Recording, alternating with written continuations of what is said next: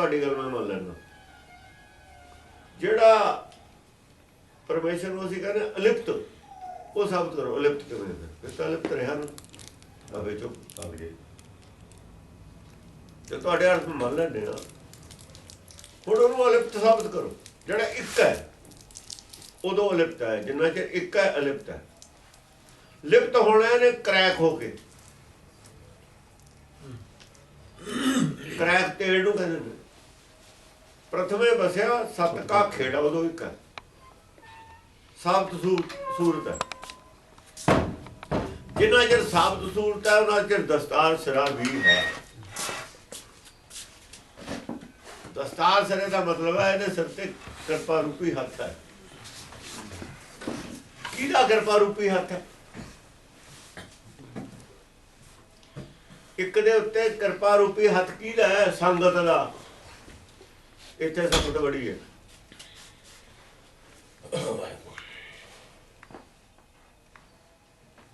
जिन्नी भी संगत है सचखंड च, जिहदी आवाज है, हुक्म है जिहदा समुच्चा,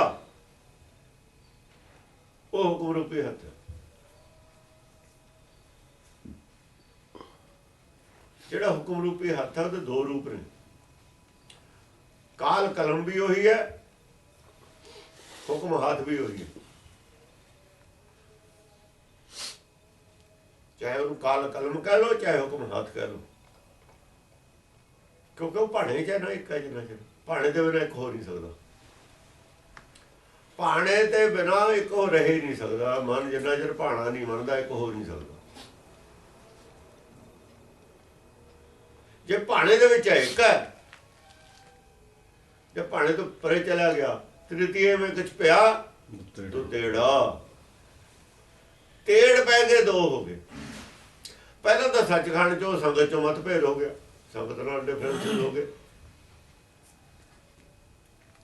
वो सारे हुक्म जिहड़े दो हुक्म तो बाहर निकल गया।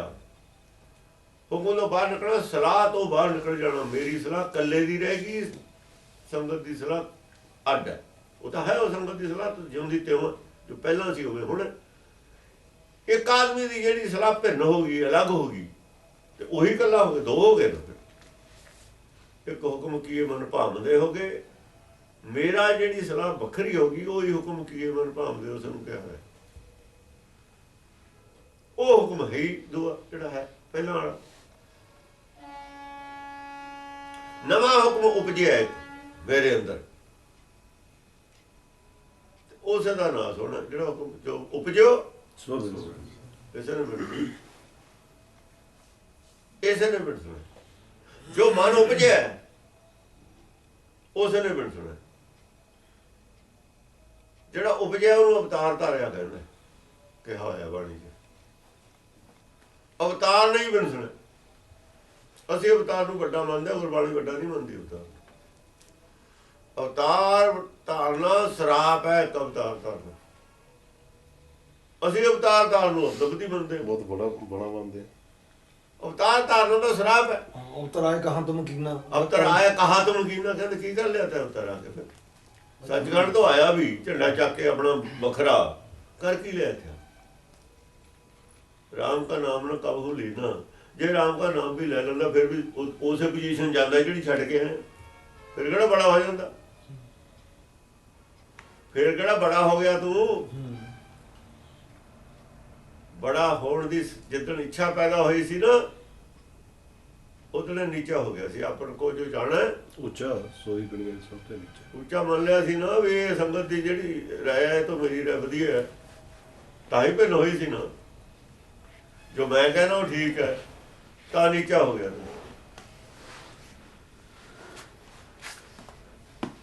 उत्थे नाल मिला के चलो सारी इस पंक्तियां नूं। जिन्ने भी अवतार होए ने इत्थे, जिन्ने भी अपने आप नूं महापुरख संत कहण वाले होए ने इत्थे, भगतां ने अपने आप नूं महापुरख नहीं कहा ना कहा संत। ख्याल रखण वाली गल ये है, किते नहीं हैगा बाणी, कोई रिकॉर्ड नहीं संतां ने अपने नूं अवतार कहा होवे, महापुरख कहा होवे। हाँ, अवतारां दा खंडन कीता। भगत अपने आप नूं नहीं कहे कि भगत मेरे हिरदे वसे के। ਅੰਦਰਲਾ ਭਗਤ ਹੈ, ਬਾਹਰਲਾ ਭਗਤ ਨਹੀਂ ਹੈ। ਬਾਹਰਲਾ ਤਾਂ ਠੱਗਤ ਹੈ, ਪਰ ਠੱਗੀ ਠੋਰੀ ਛੱਡਤੀ, ਗੁਰਮੁਖ ਹੋ ਗਿਆ। ਜਿੰਨਾ ਚਿਰ ਮਨਮੁਖ ਹੈ ਉਹਨਾਂ ਚਿਰ ਠੱਗ ਹੈ, ਉਹਨਾਂ ਚਿਰ ਅਪਰਾਧੀ ਹੈ। ਆਪਣੇ ਆਪ ਨੂੰ ਬੜਾ ਕਹਾਉਂਦਾ, ਦੁਨੀਆ ਨੂੰ ਜੰਮਦੇ ਜਾਲ 'ਚ ਫਸਾਉਂਦਾ, ਬਲੈਕਮੇਲ ਕਰਦਾ, ਝੂਠ ਬੋਲਦਾ। ਜਿੰਨੇ ਮਹਾਂਪੁਰਖ ਹੋਏ ਨੇ ਬਾਹਰ ਸਾਰੇ ਕਪਟੀ ਨੇ। ਕਪਟੀ ਹੁੰਦਾ ਕਿਸੇ ਨੂੰ ਉੱਤੋਂ ਕੱਟ ਦੇਣਾ ਕਿਸੇ ਦਾ, ਜਿਵੇਂ ਉੱਤੋਂ ਤੋਂ ਫਸਲ ਵੱਢ ਲੈਣੀ ਨਾ, ਇਹ ਫਸਲ ਹੈ ਪਰਮੇਸ਼ਰ ਦੀ, ਗਿਆਨ ਵਧ ਰਿਹਾ ਸਭ ਦਾ, ਇਹਨੂੰ ਉੱਤੋਂ ਕੱਟ ਦੇਣਾ ਵੀ ਉੱਤੇ ਨੂੰ ਵਧੇ ਨਾ ਗਿਆਨ, ਇਹਨੂੰ ਕਪਟਣਾ। ਜੜ ਤੋਂ ਤਾਂ ਵੱਢ ਸਕਦਾ ਨਹੀਂ, ਉੱਤੋਂ ਤੋਂ ਕਪਟ ਸਕਦਾ ਵੀ ਉੱਤੇ ਨੂੰ ਵਧੇ ਨਾ ਹੋਰ ਗਿਆਨ। ਭਰਮ ਦੀ ਚਾਦਰ ਪਾ ਦੇਣੀ ਜਿਹੜੀ ਉੱਤੇ, ਉਹ ਕਪਟੀ ਹੈ, ਕਪਟ ਹੈ, ਉੱਤੇ ਨੂੰ ਨਾ ਵਧੇ। ਕਪਟਣ ਦਾ ਮਤਲਬ ਇਹ ਹੁੰਦਾ, ਗੰਨਾ ਕਪੜਦੇ ਨੇ ਤੋਂ ਆਗ ਵੱਢ ਲੈਂਦੇ ਨੇ, ਗੰਨਾ ਉੱਤੇ ਨੂੰ ਨਹੀਂ ਵੱਧਦਾ, ਥੱਲੇ ਚਾਹੇ ਫੁੱਟਿਆ ਹੋਵੇ, ਕਪਟਣਾ ਕਹਿੰਦੇ ਨੇ। ਉਹਦੇ ਗਿਆਨ ਨੂੰ ਰੋਕ ਦੇਣਾ ਕਹਾਂ ਜਾਣ ਤੇ, ਜਿੰਨੇ ਸੰਤ ਨੇ ਸਾਰਿਆਂ ਨੇ ਗਿਆਨ ਰੋਕਤੇ, ਲੋਕਾਂ ਦੇ ਉੱਤੇ ਜਾਣ ਤੇ ਰੋਕੇ ਨੇ ਨਾ। ਜਿੰਨੀਆਂ ਸੰਸਥਾਵਾਂ ਨੇ ਸਭ ਨੇ ਗਿਆਨ ਰੋਕਤੇ ਉੱਤੇ ਜਾਣ ਤੇ, ਟੀਕਾਕਰਨ ਨੇ ਸਭ ਦੇ ਗਿਆਨ ਰੋਕਤੇ ਉੱਤੇ ਜਾਣ ਤੇ, ਰੋਕਤੇ ਨਾ। ਕਪਟੇ ਗਏ ਰੋ ਤੋਂ ਸਿੱਖ, ਸਾਰੇ ਸਿੱਖ ਕਪਟੇ ਤੇ ਰੱਖੇ ਨੇ। ਤੁਹਾਡੀ ਅਕਲ ਕਪਟ ਦਿੱਤੀ ਉੱਤੇ ਨੂੰ ਵਧਣ ਦੇ। ਕਪਟਣਾ ਅਕਲ ਦਾ ਹੈ। ਤਰਕ ਪੈਦਾ ਹੋਣਾ ਹੀ ਹਾਂ, ਤਰਕ ਪੈਦਾ ਹੀ ਨਹੀਂ ਹੋ ਰਿਹਾ, ਤਰਕ ਨਹੀਂ ਪੈਦਾ ਹੋ ਰਿਹਾ।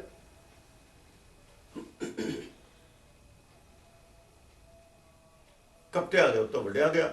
ਜਦੋਂ ਦਰਖਤ ਦਾ ਸਿਰ ਵੱਢਦੀ ਏ, ਆਲੇ ਦੁਆਲੇ ਤੋਂ ਟਾਣੇ ਫੁੱਟੇ ਹੁੰਦੇ ਨੇ, ਉਹ ਸਿੱਧਾ ਨਹੀਂ ਫਿਰ ਜਾਂਦਾ, ਫਿਰ ਉਹ ਟੇਢੇ ਜਾਂਦੇ ਨੇ। ਟੇਢੇ ਜਾਣ ਦਾ ਮਤਲਬ ਹੁੰਦਾ ਸੰਪਰਦਾਇ ਪੈਦਾ ਹੋ ਜਾਣੇ ਉਸੇ ਦੇ ਵਿੱਚ, ਉਸੇ ਇੱਕ ਦੇ ਵਿੱਚ ਕਈ ਟਾਣੇ ਬਣ ਜਾਣੇ। ਕੋਈ ਨਾਮਧਾਰੀਆ ਬਣ ਗਿਆ, ਕੋਈ ਰਾਧਾ ਸਵਾਮੀ ਬਣ ਗਿਆ, ਕੋਈ ਨਿਰੰਕਾਰੀ ਬਣ ਗਿਆ, ਕੋਈ ਨੀਲਧਾਰੀਆ ਬਣ ਗਿਆ, ਕੋਈ ਪੀਲਧਾਰੀਆ ਬਣ ਗਿਆ, ਕੋਈ ਕੁਛ ਬਣ ਗਿਆ, ਕੋਈ ਕੁਛ ਬਣ ਗਿਆ। ਫਿਰ ਅੱਡ ਅੱਡ ਸੰਪਰਦਾਇ ਉਹ ਪੈਦਾ ਹੋ ਜਾਣੇ, ਸੰਸਥਾਵਾਂ ਆਪਣੇ ਨਾਂ ਅੱਡ ਅੱਡ ਰੱਖੀ ਜਾਣੇ। ਇਹ ਕੀ ਹੈ? ਬਖਰੇਮ ਹੈ ਸਾਰਾ। ਫਿਰ ਆਪਸ ਵਿੱਚ ਇੱਕ ਦੂਜੇ ਦੀ ਮੱਤ ਨਾ ਮਿਲਣੀ, ਇਹ ਬਖਰੇਵਾ ਨਹੀਂ ਕੀ ਹੈ? ਕਿਉਂ ਨਹੀਂ ਇਕੱਠੇ ਬੈਠੇ ਕਦੇ? ਕਿਉਂ ਨਹੀਂ ਇਹਨਾਂ ਨੇ ਕਿਹਾ ਵੀ ਗੁਰਬਾਣੀ ਦੀ ਆਪਾਂ ਵਿਚਾਰ ਕਰੀਏ ਕੀ ਹੈ? ਜਿਹੜੀ ਗੱਲ ਮੰਨਦਾ ਸੀ ਕਾਣਾ ਅਫਗਾਨਾ, ਉਹਨੇ ਬੈਠ ਕੇ ਫਿਰ ਕਿਉਂ ਨਾ ਡਿਸਕਸ ਕੀਤਾ? ਜਦ ਉਹਨੂੰ ਪਹਿਲਾਂ ਤਾਂ ਕਹਿੰਦਾ ਹੈ ਕੋਈ ਗੁਰਮੁਖ ਮੈਨੂੰ ਦੱਸੇ ਮੈਂ ਕਿੱਥੋਂ ਗਲਤ ਹਾਂ, ਜਾਂ ਦੱਸਿਆ ਫਿਰ ਆ ਗਿਆ, ਉਹ ਪੁੱਛ ਲਿਆ ਉਹਨੇ। ਇਹਨਾਂ ਨੇ ਵੀ ਖੋਟੇ ਪੈਸੇ ਨੂੰ ਪਿੱਛੇ ਕਰਤਾ, ਸਪੋਕਸਮੈਨ ਨੇ ਪਿੱਛੋਂ ਕਰਤਾ ਨਾ। ਫਿਰ ਉਹ ਡਿਸਕਸ ਕਿਉਂ ਨਾ ਕੀਤਾ ਵੀ ਮੈਂ ਕਿੱਥੇ ਗਲਤ ਹਾਂ? ਗਲਤੀ ਮੰਨੀ ਕਿਉਂ ਨਾ? ਸਾਬਤ ਹੁੰਦਾ ਹੈ ਤੋਂ ਕਿ ਜਾਣ ਬੁੱਝ ਕੇ ਲੱਗੇ ਹੋਏ ਸੀ ਲੋਕ, ਸਿੱਖੀ ਵਿਰੋਧੀ ਨੇ ਲੋਕ ਸਾਰੇ। ਉਹ ਗਾਹਾਂ ਹੋਰ ਪੁੱਛਦੇ, 10 ਗ੍ਰੰਥ ਬਾਰੇ ਆ ਕੇ ਡਿਸਕਸ ਕਰ ਲੈਂਦੇ।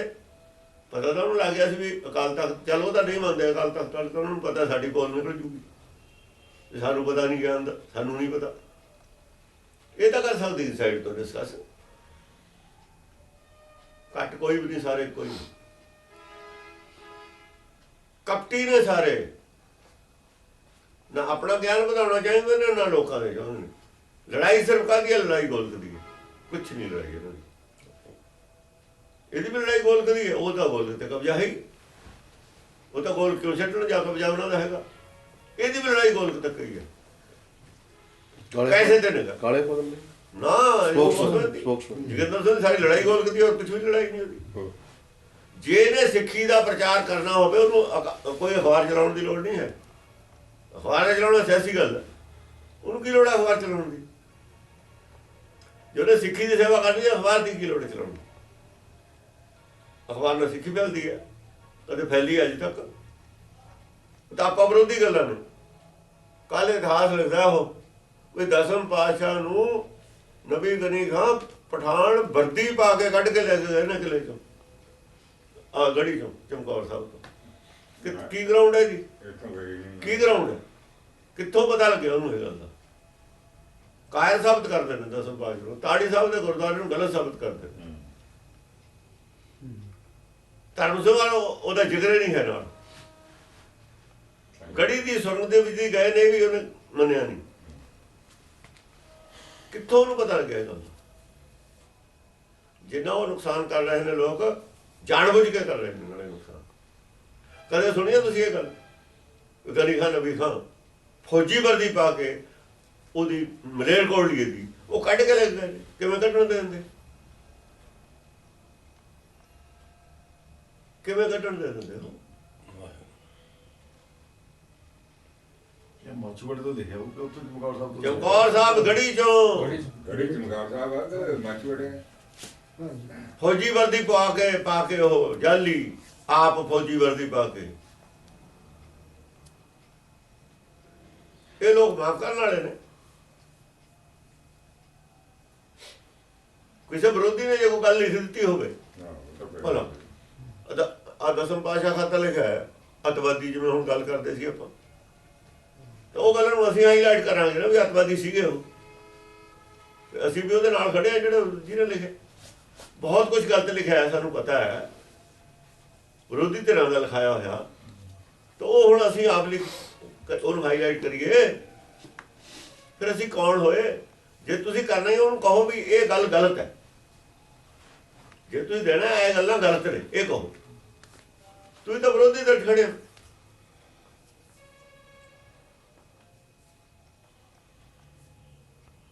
ਜਦ ਮੈਂ ਲਵ ਕੁਸ਼ ਦੀ ਗੱਲ ਉਹਨੇ ਕੀਤੀ, ਮੈਂ ਕਿਹਾ ਮੈਂ ਸਾਬਤ ਕਰ ਸਕਦਾ ਲਵ ਕੁਸ਼ ਕੀ ਹੁੰਦੇ ਨੇ।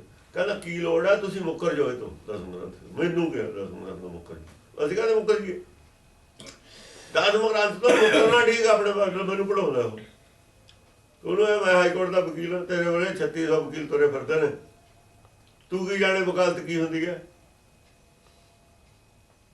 ਤਾਂ ਹੀ ਖੁੰਝੇ ਲਾਤਾ ਗਏ ਨੇ, ਲਾਤਾ ਨਾ ਤੂੰ ਕੱਲ ਤੂੰ ਵਕਾਲਤ ਹੋਊ ਤੇਰੀ ਆਪਣੀਆਂ ਕਿਤਾਬਾਂ ਦੀ, ਇਹ ਗੁਰਮਤ ਹੈ। ਤੂੰ ਕੀ ਜਾਣਿਆ ਇਹ ਕੀ ਹੈ? ਤੇਰੇ ਵਿਦਵਾਨ ਕੀ ਜਾਣ? ਵਿਦਵਾਨਾਂ ਦੇ ਰੇਂਜ ਦੀ ਗੱਲ ਹੀ ਨਹੀਂ ਹੈ। ਹਿਸਟਰੀ ਵੀ ਵਿਦਵਾਨ ਜਿਹੜੇ ਦੇਣ ਉਹ ਵੀ ਐਂਗਲ ਦੇਖ ਕੇ ਦੇਣ। ਜੇ ਤੂੰ ਸਿੱਖ ਹੈ, ਤੂੰ ਜੋ ਪ੍ਰਚਲਿਤ ਗੱਲ ਆ ਉਹ ਤੇ ਡਿਫਰੈਂਟ ਜਿਹੜੀ ਗੱਲ ਕਰ ਰਿਹਾ, ਤੇਰੇ ਕੋਲ ਕੀ ਗਰਾਊਂਡ ਹੈ, ਕੀ ਸਬੂਤ ਹੈ?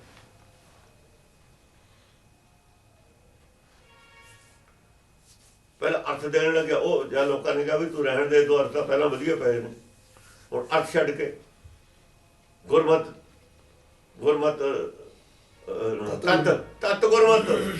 ਤਤ ਗੁਰਮਤ ਲੱਭਦੇ ਨਹੀਂ ਸਾਰੇ ਗੁਰੂ ਗ੍ਰੰਥ ਸਾਹਿਬ ਜੀ। ਗੁਰਮਤ ਨਾਲ ਤਤ ਲੱਗਦਾ ਹੀ ਨਹੀਂ ਕਦੇ ਵੀ।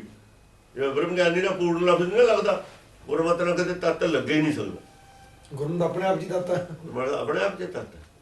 ਜਿਹਨੂੰ ਇਹ ਨਹੀਂ ਪਤਾ ਗੁਰਮਤ ਦੇ ਨਾਲ ਤਤ ਲਫ਼ਜ਼ ਲੱਗਦਾ ਹੈ, ਉਹ ਸਾਨੂੰ ਸਿੱਖੀ ਦਾ ਉਪਦੇਸ਼ ਕਰ ਰਹੇ ਨੇ। ਇਹ ਕੁਛ ਤਾਂ ਸਿੱਖਾਂ 'ਚ ਹੋ ਰਿਹਾ। ਇਹ ਕੀ ਹੈ ਸਾਰਾ? ਇਹ ਸਾਰਾ ਕਪਟ ਹੈ, ਹੋਰ ਕੁਛ ਨਹੀਂ ਹੈ। ਇਹੀ ਕਪਟ ਹੈ, ਸਿੱਧ ਕਰਨਾ ਕਿ ਮੈਂ ਸਿੱਖਾਂ, ਔਰ ਸਿੱਖੀ ਤੋਂ ਸਿੱਖਾਂ ਨੂੰ ਦੂਰ ਲੈ ਜਾਣਾ। ਇਹੀ ਹੁਣ ਸੇ ਕੀਤਾ, ਇਹੀ ਤਾਂ ਪੰਡਤ ਕਰ ਰਿਹਾ ਸੀ ਸਿੱਖ ਬਣ ਕੇ। ਉਹਨੂੰ ਤੁਸੀਂ ਮਾੜਾ ਕਹਿੰਦੇ ਹੋ, ਤੁਸੀਂ ਆਪ ਉਹੀ ਕੰਮ ਕਰ ਰਹੇ ਹੋ। ਮਹਿਜ਼ ਸ਼ੰਕਾ ਕਰਨੀ, ਕੱਲੀ ਸ਼ੰਕਾ ਕਰਨੀ ਥੋੜੀ ਬੁੱਧੀ ਵਾਲੇ ਦਾ ਕੰਮ ਹੁੰਦਾ। ਸ਼ੰਕਾ ਦਾ ਨਿਵਾਰਨ ਕਰਨਾ, ਸ਼ੰਕਾ ਆਪਣੇ ਅੰਦਰ ਖੜੀ ਕਰਕੇ ਉਹ ਸ਼ੰਕਾ ਦਾ ਪ੍ਰਚਾਰ ਕਰਨਾ ਥੋੜੀ ਬੁੱਧੀ ਦਾ ਕੰਮ ਹੈ। ਸ਼ੰਕਾ ਦਾ ਨਿਵਾਰਨ ਕਰਕੇ ਦੱਸਣਾ ਅਕਲਮੰਦੀ ਦਾ ਕੰਮ ਹੈ। ਗੁਰਮਤਿ ਸਾਰੀਆਂ ਸ਼ੰਕਾਵਾਂ ਦਾ ਨਿਵਾਰਨ ਕਰਦੀ ਹੈ। ਜਿਹੜੀਆਂ ਸਾਰੀਆਂ ਮੱਤਾਂ ਨੇ ਸ਼ੰਕਾਵਾਂ ਰੱਖੀਆਂ ਹੋਈਆਂ ਸੀਆਂ, ਅੱਜ ਜੋ ਗੁਰਮਤਿ ਦੇ ਪ੍ਰਚਾਰ ਕਰਦੇ ਨੇ ਉਹਨਾਂ 'ਚ ਕੰਟਰਾਡਿਕਸ਼ਨ ਹੈ ਆਪਣੇ ਬਿਆਨਾਂ ਦੇ ਵਿੱਚ ਜਦੋਂ ਪ੍ਰਚਾਰ ਕਰਦੇ ਨੇ। ਜਿਵੇਂ ਆਪ ਨਾਰਾਇਣ ਕਲਾ ਦਾ ਜਗਵੇਂ ਪਰਵਰਿਓ, ਆਪਾਂ ਹੁਣ ਸੁਣਿਆ। ਇਹਦੇ ਅਰਥ ਕਰਦੇ ਪਰਮੇਸ਼ਰ ਆਪ ਗੁਰੂ ਨਾਨਕ ਦੇ ਰੂਪ 'ਚ ਕਲਾ ਧਾਰ ਕੇ। ਗੁਰੂ ਨਾਨਕ ਦਾ ਮੰਨਦਾ ਹੀ ਨਹੀਂ ਪਰਮੇਸ਼ਰ। ਤੁਸੀਂ ਕਿੱਥੋਂ ਬਣਾ ਲਿਆ ਇਹ ਗੱਲ? ਗੁਰਬਾਣੀ ਤਾਂ ਕਦੇ ਮੰਨਦੀ ਹੋ ਨਹੀਂ।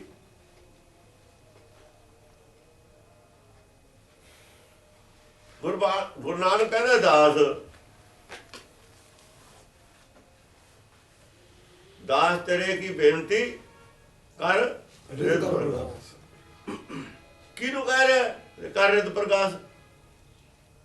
ਨਾਨਕੇ ਕਹਿ ਰਿਹਾ ਹੈ। ਅਸੀਂ ਤਾਂ ਨਾਨਕ ਦੀ ਭੇਦ ਨਹੀਂ ਮੰਨਦੇ। ਪਹਿਲਾ ਨਾਨਕ ਹੋਇਆ, ਦੂਆ ਹੋਇਆ, ਤੀਆ ਹੋਇਆ, ਚੌਥਾ ਹੋਇਆ, ਸਾਰੇ ਨਾਨਕੇ ਨੇ ਸਾਡੇ ਵਾਸਤੇ। ਉਹ ਵੀ ਮੰਨਦੇ ਨੇ, ਸਾਨੂੰ ਵੀ ਮੰਨਣਾ ਚਾਹੀਦਾ।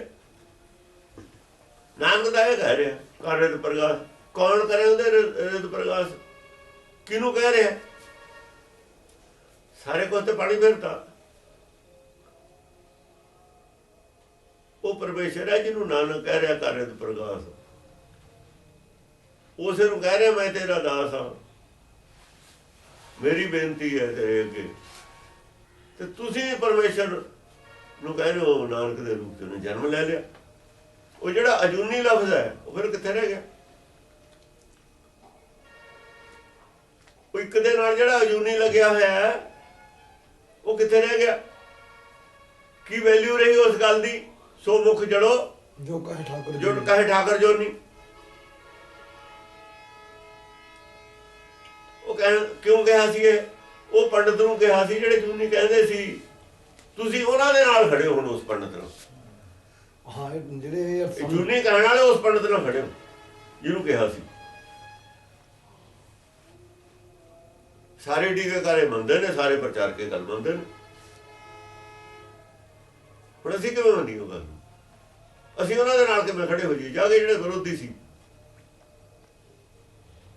ਸੁੱਤਾ ਪਿਆ ਜਿਹਦੇ ਮਰਜ਼ੀ ਪਾ ਦੋ, ਪੈਨ ਪਾ ਦੋ ਚਾਹੇ ਸਰਾਣੇ ਪਾ ਦੋ, ਜਾਗਦਾ ਨਹੀਂ ਪੈਂਦਾ ਹੁੰਦਾ। ਜਿਹੜਾ ਜਾਗਦਾ ਕਿਵੇਂ ਪੈਨ ਪੈ ਜਾਊਗਾ? ਇਹ ਜਾਗਦਿਆਂ ਨੂੰ ਪੈਨ ਪਾਉਣੇ ਵਾਲੇ ਨੇ। ਸੁੱਤੇ ਪਾਤੇ ਜਿਨ੍ਹਾਂ ਨੂੰ ਉਹਨਾਂ ਨੇ ਪੈਨ ਪਾਤਾ ਲਿਖ ਕੇ, ਉਹ ਸੁੱਤੇ ਸੀ। ਜਿਹੜੇ ਹੁਣ ਵੀ ਪੈਂਦੇ ਨੇ ਉਹ ਵੀ ਸੁੱਤੇ ਨੇ। ਜਿਹੜਾ ਜਾਗਦਾ ਉਹ ਨਹੀਂ ਪੈ ਸਕਦਾ, ਉਹ ਨਹੀਂ ਮੰਨਦਾ ਇਹਨਾਂ ਗੱਲਾਂ। ਉਹਦੇ ਕੋਲ ਬਾਣੀ ਗੁਰੂ ਹੈ। ਜੋ ਗੁਰਬਾਣੀ ਕਹੂਗੀ ਉਹ ਸੱਚ ਹੈ, ਜੋ ਕੋਈ ਹੋਰ ਕਹੂਗਾ ਉਹ ਝੂਠ ਹੈ। ਜੇ ਕਿਸੇ ਪੰਕਤੀ ਦਾ ਅਰਥ ਜਾਂ ਸ਼ਬਦ ਦੇ ਅਰਥ ਕਰਦੇ ਕਰਦੇ ਅਸੀਂ ਕੋਈ ਦਿਸ਼ਾਹੀਨ ਹੁੰਦੇ ਹਾਂ, ਜਾਂਦੇ ਹਾਂ, ਗੁਰਮਤਿ ਤੋਂ ਖਿਲਾਫ ਜਾਂਦੇ ਹਾਂ। ਸਾਨੂੰ ਗੁਰਬਾਣੀ ਦੱਸਦੀ ਹੈ ਵੀ ਇਹ ਜਿਵੇਂ ਹੁਣ ਦੇਖਿਆ ਨਾ, ਜੇ ਅਸੀਂ ਇਹ ਮੰਨਦੇ ਹਾਂ ਤਾਂ ਠਾਕਰ ਜੋ ਨਹੀਂ ਆ ਗਿਆ। ਬਾਣੀ ਨਹੀਂ ਰੋਕਿਆ ਇਸ ਗੱਲ। ਬਾਣੀ ਨੇ ਰੋਕਦਾ। ਠਾਕਰ ਜੋਨੀ ਨਹੀਂ ਆਉਂਦਾ। ਉਹ ਮੁੱਖ ਜੜੇ ਜਿਹੜਾ ਕਹਿੰਦਾ ਠਾਕਰ ਜੋਨੀ ਹੈ, ਫਿਰ ਅਸੀਂ ਕਹਿੰਦੇ ਹਾਂ ਠਾਕਰ ਜੋਨੀ ਹੈ। ਠਾਕਰ ਵੀ ਨਹੀਂ ਕਹਿੰਦੇ। ਠਾਕਰ ਵੀ ਇੱਕ ਦੂਏ ਨੰਬਰ ਦੇ ਲਫ਼ਜ਼ ਹੈ। ਠਾਕੁਰ ਜਿਹੜਾ ਲਫ਼ਜ਼ ਹੈ ਨਾ, ਪਰਮੇਸ਼ਰ ਤੋਂ ਸੈਕੰਡ ਨੰਬਰ ਤੇ ਹੁੰਦਾ ਠਾਕੁਰ ਲਫ਼ਜ਼। ਠਾਕਰ ਅੰਤਰਾਤਮਾ ਦਾ ਨਾਮ ਹੈ। ਠਾਕੁਰ ਮਨੁਆ ਰਾਖੋ ਠਾਏ। ਠਾਕੁਰ ਮਨੁਆ ਰਾਖੋ ਠਾਏ। ਇਹਨੂੰ ਕਿਹਾ ਅੰਦਰਲੇ ਨੂੰ ਠਾਕਰ। ਇਹ ਠਾਕਰ ਆਪਣੇ ਮਨ ਨੂੰ ਟਿਕਾਣੇ ਰੱਖ, ਆਪਣੇ ਮਨ ਨੂੰ ਰੋਕ ਕੇ ਰੱਖ, ਮਨ ਨੂੰ ਸਮਝਾ ਕੇ ਰੱਖ। ਜਿਵੇਂ ਆਪਾਂ ਬੱਚੇ ਨੂੰ ਕਹਿੰਦੇ ਨੇ ਕਿਸੇ ਬੰਦੇ ਨੂੰ, ਸਿਆਣੇ ਨੂੰ ਵੀ ਆਪਣੇ ਭਾਈ ਬੱਚੇ ਨੂੰ ਸਮਝ ਰੱਖੋ। ਘਰ ਮੈਂ ਠਾਕੁਰ ਨਜ਼ਰ ਨਾ ਆਵੇ ਤਾਂ ਘਰ ਚ ਹਾਂ ਅੰਦਰ ਠਾਕਰ। ਸਰਬ ਵਿਆਪਕ ਨੂੰ ਠਾਕੁਰ ਨਹੀਂ ਕਿਹਾ। ਸਰਬ ਵਿਆਪਕ ਠਾਕੁਰ ਨਹੀਂ ਹੈ। ਠਾਕੁਰ ਵੀ ਅੱਧਾ ਹੀ ਹੈ। ਜਿਹੜਾ ਸ਼ੁੱਧ ਮਨ ਹੈ ਨਾ, ਸ਼ੁੱਧ ਮਨ ਜਿਹਨੂੰ ਸ਼ੁੱਧ ਪਤਾਰ ਛੋੜਿਆ ਲੱਗੀ ਤਾਂ ਇਹ ਲੱਗਾ ਦੁੱਖ। ਜਿਹੜਾ ਸ਼ੁੱਧ ਮਨ ਹੈ ਉਹ ਠਾਕੁਰ ਹੈ। ਉਹਨੂੰ ਕਿਹਾ ਵੀ ਤੂੰ ਇਹਨੂੰ ਸਮਝਾ ਕੇ ਆਪਣੇ ਨਾਲ ਜੋੜ ਕੇ ਰੱਖ। ਆ ਜੂਨੀ ਜਦੋਂ ਵੀ ਨਹੀਂ ਆਉਂਦਾ। ਜੂਨੀ ਦਾ ਉਹ ਨਹੀਂ ਆਉਂਦਾ। ਉਹ ਪਰਮੇਸ਼ਰ ਦਾ ਗਾਹਾਂ ਪਿਆ ਉਦੋਂ। ਉਹਦਾ ਜੋ ਗਾਹਾਂ ਪਿਆ ਹੈ, ਠਾਕੁਰ ਨੇ ਇੱਕ ਹੋਣਾ, ਠਾਕੁਰ ਨੇ ਸਭ ਸੂਰਤ ਹੋਣਾ, ਠਾਕੁਰ ਨੇ ਉਗਣਾ। ਠਾਕੁਰ ਹੈ ਸਤਿਗੁਰ ਦੋ ਚੀਜ਼ਾਂ ਨਹੀਂ ਹਨ। ਠਾਕੁਰ ਦਾ ਜਨਮ ਹੈ, ਸਤਿਗੁਰ ਦਾ ਜਨਮ ਇੱਕੋ ਹੀ ਗੱਲ ਹੈ। ਜਦੋਂ ਜਨਮ ਨਾ ਹੋਵੇ ਤਾਂ ਗਵਨ ਮਿਟ ਜਾਣਾ। ਗਵਨ ਮਿਟ ਜਾਣਾ। ਗਵਨ ਮੰਨ ਕਰਕੇ ਮਿਟ ਜਾਣਾ। ਜਿਹੜੀ ਕਿ ਕਿਸੇ ਪੰਕਤੀ ਦੇ ਅਰਥ ਜਿਹੜੇ ਜੇ ਗਲਤ ਹੋ ਰਹੇ ਤਾਂ ਬਾਣੀ ਗੁਰਬਾਣੀ ਰੋਕ ਦਿੰਦੀ ਹੈ ਅਰਥ ਗਲਤ ਨੇ। ਅੱਛਾ ਜੇ ਸਹੀ ਹੈ ਤਾਂ ਸਪੋਰਟ ਕਰੋ। ਸਪੋਰਟ ਕਰੋ। ਜੇ ਗੁਰਬਾਣੀ ਸਹੀ ਹੈ ਤਾਂ 10 ਪੰਕਤੀਆਂ ਤੁਹਾਡੀ ਸਪੋਰਟ ਖੜੀ ਹੋ ਜਾਣਗੀਆਂ। ਜੇ ਗਲਤ ਹੈ 10 ਪੰਕਤੀਆਂ ਰੋਕ ਲੈਣਗੇ।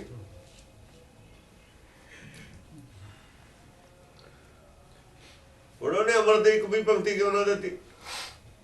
ਇਹ ਅੰਮ੍ਰਿਤ ਜੀਵ ਨੂੰ ਕੌੜਾ ਆ, ਮਿੱਠਾ ਲੱਗਣ ਵਾਲੀ ਚੀਜ਼ ਹੈ।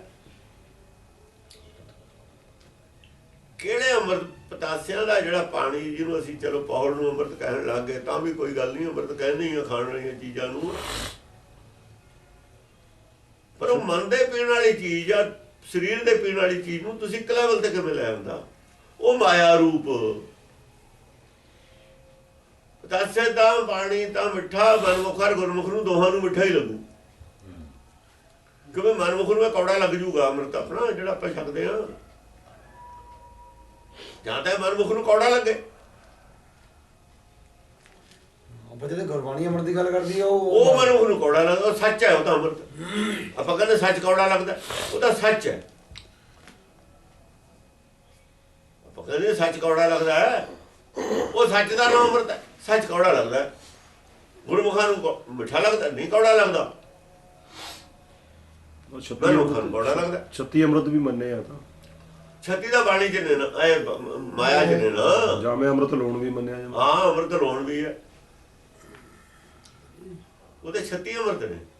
ਜੇ ਅਸੀਂ ਅੰਮ੍ਰਿਤ ਕਹਾਂਗੇ ਸਮਾਂ, ਇਹਦੇ ਚ ਨੁਕਸਾਨ ਹੈ ਸਾਨੂੰ ਅੰਮ੍ਰਿਤ ਕਹਿਣ ਚ। ਜੇ ਪੌੜ ਨੂੰ ਅੰਮ੍ਰਿਤ ਕਹਿਣ ਚ ਨੁਕਸਾਨ ਹੈ। 36 ਤਾਂ ਪਹਿਲੇ ਨੇ 37ਵੇਂ ਨੰਬਰ ਤੇ ਆ ਜਾਂਦਾ। ਫਿਰ 36 ਤੋਂ ਪਹਿਲਾਂ ਨੇ ਅੰਮ੍ਰਿਤ ਆਲਰੇਡੀ ਪਏ ਨੇ। ਜੇ ਪ੍ਰਸਾਦ 36 ਅੰਮ੍ਰਿਤ ਖਾਏ, ਜੇ ਪੌੜ ਕਹਾਂਗੇ ਤਾਂ ਪਹਿਲੇ ਨੰਬਰ ਤੇ ਹੈ। ਇਹਦੇ ਵਰਗੀ ਹੋਰ ਕੋਈ ਚੀਜ਼ ਹੀ ਨਹੀਂ ਹੈ। ਇਹ ਵੀ ਕਿਹਨਾਂ ਨੇ ਕੀਤਾ? ਮਨਮੁਖਾਂ ਨੇ ਨਾਮ ਅੰਮ੍ਰਿਤ ਰੱਖ ਲਿਆ। ਪਤਾ ਹੀ ਨਹੀਂ ਸੀ ਵਿੱਚ ਦੋਖ ਕੀ ਖੜਾ ਹੋ, ਅੰਮ੍ਰਿਤ ਕਹਿਣ ਦਾ ਨੁਕਸਾਨ ਕੀ ਹੈ, ਇਹ ਵੀ ਨਹੀਂ ਸੀ ਪਤਾ। ਪਰ ਉਹਨਾਂ ਨੇ ਉਹ ਅੰਮ੍ਰਿਤ ਬਣਾਉਣ ਦਾ ਜਿਹੜਾ ਗੁਰਬਾਣੀ ਚ ਨਾਮ ਅੰਮ੍ਰਿਤ, ਜੇ ਇਹਨੂੰ ਨਾਮ ਅੰਮ੍ਰਿਤ ਮੰਨ ਲਈਏ ਹੁਣ, ਫਿਰ ਸਾਨੂੰ ਬਾਣੀ ਪੜ੍ਹਨ ਦੀ ਲੋੜ ਕਾਹਦੀ ਰਹੇਗੀ? ਗੁਰਬਾਣੀ ਮੰਨਣ ਦੀ ਲੋੜ ਕਾਹਦੀ ਰਹੇਗੀ? ਅੰਮ੍ਰਿਤ ਵੀ ਅੰਮ੍ਰਿਤ ਹੋਏ, ਅੰਮ੍ਰਿਤ ਛਕ ਲਿਆ, ਅੰਮ੍ਰਿਤ ਹੋ ਗਏ, ਗੱਲ ਖਤਮ ਹੋ ਗਈ। ਅਰੇ ਉਹੀ ਕੁਛ ਹੋ ਵੀ ਰਿਹਾ। ਅੰਮ੍ਰਿਤ ਛਕਾਓ ਠੀਕ ਆ, ਕਹਾਂ ਕੁਝ ਨਹੀਂ ਕਰਨ ਦੀ ਲੋੜ। ਆ ਸੱਚ ਅੰਮ੍ਰਿਤ ਤੋਂ ਵਾਂਝੇ ਰਹਿ ਗਏ। ਇਹਦੀ ਲੋੜ ਕੀ ਆ ਫਿਰ? ਜਦ ਉਹ ਅੰਮ੍ਰਿਤ ਹੈ, ਹਾਂ ਅੰਮ੍ਰਿਤ ਪੀ ਅੰਮ੍ਰਿਤ ਹੋਏ, ਅਮਰ ਹੋ ਗਿਆ, ਫਿਰ ਹੋਰ ਕਹਾਂ ਕਿਤੇ ਕਹਾਂ ਹੋਰ ਲੈਣਾ ਕੀ ਹੈ? ਕਹਾਂ ਅੰਮ੍ਰਿਤ ਪੀ ਅਮਰ ਸੋ ਹੈ, ਅਮਰ ਹੋ ਗਏ, ਬਸ ਖਤਮ ਹੋ ਗਏ।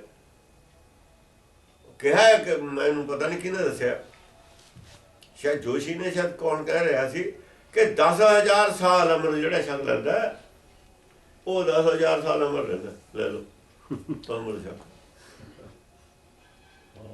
ਝੂਠ ਇੰਨਾ ਬੋਲਿਆ ਹੈ, ਝੂਠ ਇੰਨਾ ਬੋਲਿਆ ਸਿੱਖਾਂ ਨੇ ਕਿ ਹਿੰਦੂਆਂ ਨੂੰ ਮਾਤ ਕਰਤਾ ਝੂਠ ਬੋਲਣ ਦੇ ਵਿੱਚ। ਔਰ ਉਸ ਝੂਠ ਨੇ ਸਾਰਾ ਬੇੜਾ ਗਰਕ ਕਰ ਦਿੱਤਾ। ਅੰਮ੍ਰਿਤ ਤਾਂ ਫਿਰ ਰਹੇ ਜਾਂ ਫੇਰ ਆ ਗਿਆ ਜੀ, ਚਾਹੇ 10,000 ਸਾਲ ਬਾਅਦ ਆਇਆ। ਅੰਮ੍ਰਿਤ ਤਾਂ ਫਿਰ ਹੋਇਆ ਹੀ ਨਹੀਂ।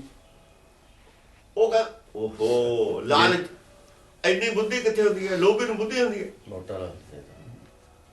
ਜੇ ਜੋ ਚਾਰੇ ਜਿਹੜੇ ਆਗਾ ਤਾਂ ਖਤਮ ਹੋਈ ਬੁੱਧੀਹੀਨ ਗੱਲ। ਨੇ ਉਹਨਾਂ ਨੂੰ ਜੋ ਮਰਜ਼ੀ ਕਹੀ ਜਾ, ਉਹਨਾਂ ਨੂੰ ਤਾਂ ਥੋੜਾ ਜਿਹਾ ਲਾਲਚ ਦੇ ਦਿਓ। 10,000 ਸਾਲ ਤਾਂ ਬਹੁਤ ਨੇ। ਵੀ 10,000 ਸਾਲ ਤਾਂ ਇਹੀ ਅਮਰਤ ਨਹੀਂ ਨਾ ਤੁਹਾਡਾ ਉਹ ਮਕਸਦ ਆ। ਅਸਲ ਇਹਦਾ ਬਾਕੀ ਕਹਾਂ ਦੁਆ ਹੋਊ ਅੰਦਰਲਾ।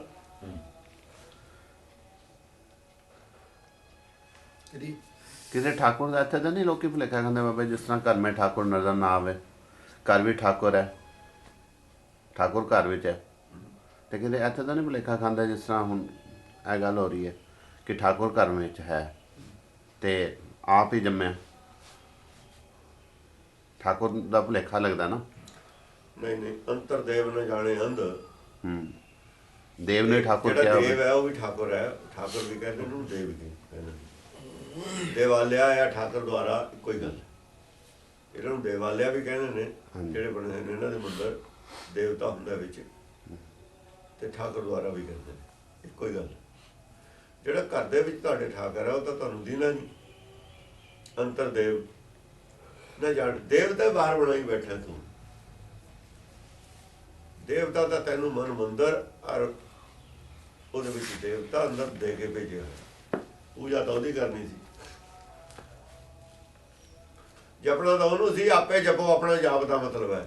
ਜੇ ਤੁਸੀਂ ਨਿਰਾਕਾਰ ਦੇ ਪੁਜਾਰੀ ਹੋ ਤਾਂ ਨਿਰਾਕਾਰ ਤੁਹਾਡੇ, ਤੁਸੀਂ ਆਪੇ ਨਿਰਾਕਾਰ ਹੋ, ਅੰਦਰ ਵੀ ਨਿਰਾਕਾਰ ਹੈ। ਅੰਦਰਲੇ ਦੀ ਪੂਜਾ ਕਰ ਲਓ, ਅੰਦਰਲੇ ਨੂੰ ਸਮਝ ਲਓ ਆਪਣੇ। ਅੰਤਰਾਤਮੇ ਜੇ ਮਿਲੇ ਮਿਲਿਆ ਕਹੀਏ ਸੋਏ। ਮਿਲਣਾ ਕਿਹਦੇ ਨਾਲ? ਕਿਸੇ ਪਰਮੇਸ਼ਰ ਨਾਲ ਮਿਲਣ ਦੀ ਗੱਲ ਹੈ ਗੁਰਬਾਣੀ 'ਚ। ਪਹਿਲੀ ਸਟੇਜ ਤਾਂ ਅੰਤਰਾਤਮੇ ਮਿਲਣ ਦੀ ਗੱਲ ਹੈ। ਮਿਲੀਏ ਮਿਲਿਆ, ਨਾ ਮਿਲੇ ਮਿਲੇ ਜੇ ਮਿਲਿਆ ਹੋਏ। ਅੰਤਰਾਤਮੇ ਜੇ ਮਿਲੇ ਅੰਤਰਾਤਮੇ ਜੇ ਮਿਲੇ ਮਿਲਿਆ ਕਹੀਏ ਸੋਏ। ਜੇ ਤੁਸੀਂ ਕਹੋ ਵੀ ਇਹ ਭਗਤ ਹੈ, ਗੁਰੂ ਹੈ, ਇਹ ਮਿਲ ਗਿਆ, ਪਰਮੇਸ਼ਰ ਨੂੰ ਮਿਲਿਆ ਹੈ, ਮੈਂ ਇਹਨੂੰ ਮਿਲਿਆ ਆ ਜਾ ਕੇ, ਮੈਂ ਇਹਦੇ ਦਰਸ਼ਨ ਕਰ ਲਏ, ਮੈਂ ਵੀ ਮਿਲ ਗਿਆ, ਆਹ ਗੱਲ ਸੀ ਲੋਕਾਂ ਦੀ। ਇਹ ਧਾਰਨਾ ਥੋੜੀ ਹੈ। ਜਿਹੜਾ ਆਪ ਮਿਲਿਆ ਹੋਇਆ ਹੈ, ਨਾਨਕ ਆਪ ਮਿਲਿਆ ਹੋਇਆ ਹੈ, ਨਾਨਕ ਦੇ ਦਰਸ਼ਨ ਕਰਨਾ ਤੁਸੀਂ ਨਹੀਂ ਮਿਲ ਸਕਦੇ, ਇਹ ਧਾਰਨਾ ਥੋੜੀ ਹੈ। ਸਤਿਗੁਰ ਨੂੰ ਸਭ ਕੋ ਦੇਖਦਾ, ਜੇਤਾ ਜਗਤ ਸੰਸਾਰ, ਡਿੱਠੇ ਮੁਕਤ ਨਾ ਹੋਵੇ, ਜੇ ਸ਼ਬਦ ਨਾ ਕਰੇ ਵਿਚਾਰ। ਇਹ ਧਾਰਨਾ ਥੋੜੀ। ਅੱਖਾਂ ਨਾਲ ਦਰਸ਼ਨ ਨਾਲ ਕੋਈ ਚੀਜ਼ ਪ੍ਰਾਪਤ ਹੋ ਜੂ, ਇਹ ਗੱਲ ਗਲਤ ਹੈ। ਚਾਹੇ ਕੋਈ ਵਿਅਕਤੀ ਵੀ ਹੋਵੇ, ਚਾਹੇ ਉਹ ਭਗਤ ਵੀ ਹੋਵੇ, ਚਾਹੇ ਉਹ ਗੁਰੂ ਵੀ ਉਹਨੂੰ ਕਹਿੰਦੇ ਹੁਣ ਲੋਕ, ਉਹ ਤਾਂ ਆਪਣੇ ਆਪ ਨੂੰ ਨਹੀਂ ਕਹਿੰਦਾ, ਖੈਰ ਲੋਕ ਕਹਿੰਦੇ ਹੋਣ। ਚਾਹੇ ਭਗਤ ਤੋਂ ਉੱਪਰ ਕੋਈ ਸੰਸਾਰ ਦੇ ਵਿੱਚ ਕੋਈ ਪਦਵੀ ਨਹੀਂ।